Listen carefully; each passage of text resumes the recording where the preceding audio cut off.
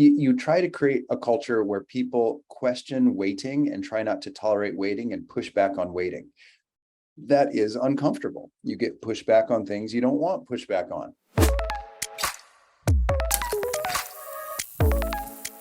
Of everything that you've covered in terms of methodologies, processes, company culture, the average manufacturer, which average resource and good talent, according to you, what should they try first and in which order, right? Is it process, culture?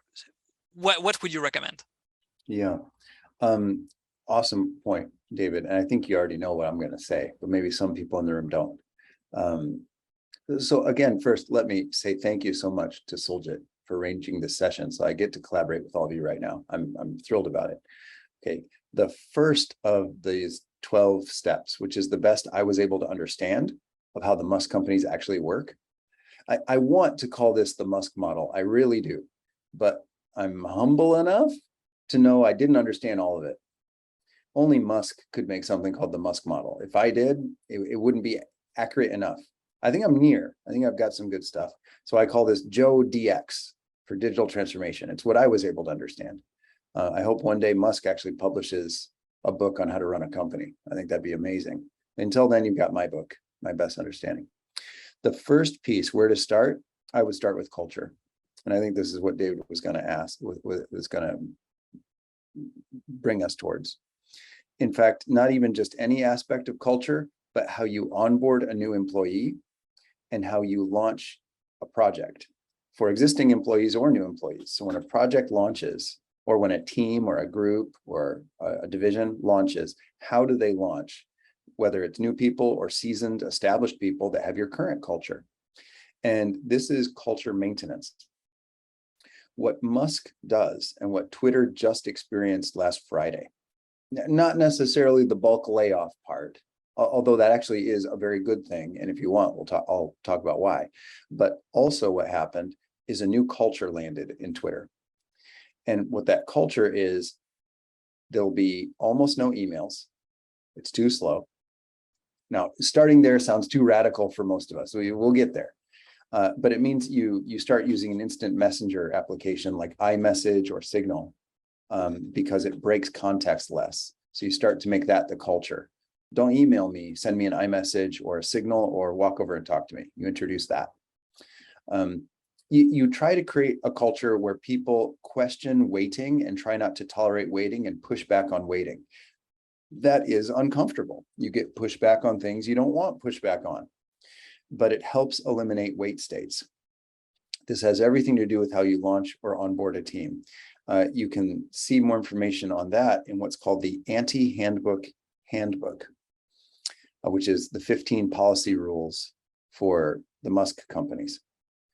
And here's what it produces as a result. You don't have to take my word for it. This is Ted Malaska on LinkedIn. Ted is the Senior Director of Application Software at SpaceX. Ted writes on LinkedIn, someone from my old company interviewed today at SpaceX. They asked, what are the major differences between the two companies? Here was my answer. You know all those product managers, project managers, agile managers, and architects? Yeah, we don't have those. It's been automated away. You know all those politics, product increment planning, telephone games, and long debates about nothing? Yeah, we don't have those. Meetings are only what are called mob working sessions. We'll actually practice mob together if SOLJIT hosts one of my courses together with you, or if you have me into your company, we'll actually practice mobbing, which replaces meetings. In short, we trust engineers and put them in front of the problem because they have automated acceptance tests. So we can afford to trust engineers and put them in front of the problem. The result is about 10 to 20 times more output per engineer, more ownership, and an increased feeling of meaning as the work is directly related to the outcome.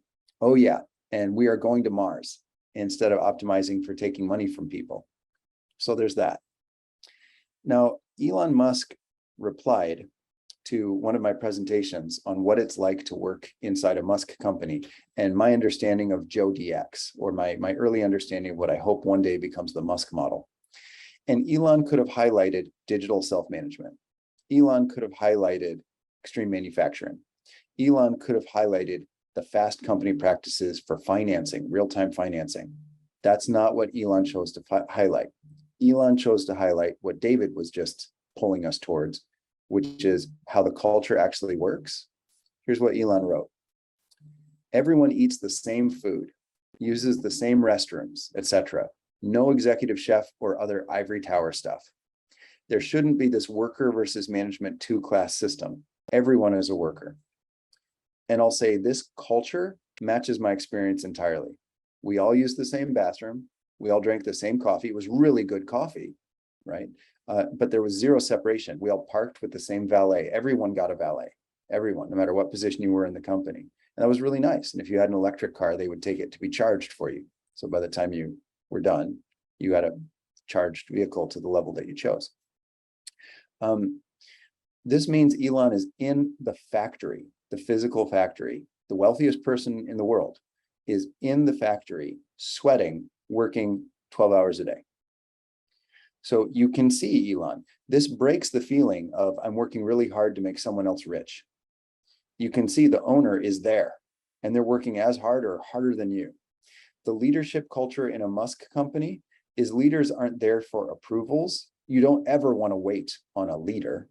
Leaders are model contributors, doing the engineering, doing the production. So they're in CAD, they're in CAM, they're doing a practice called MOB. So they're directly working with other people to share their charisma and their talent and to stay learning. So they don't have to watch presentations to learn what's going on.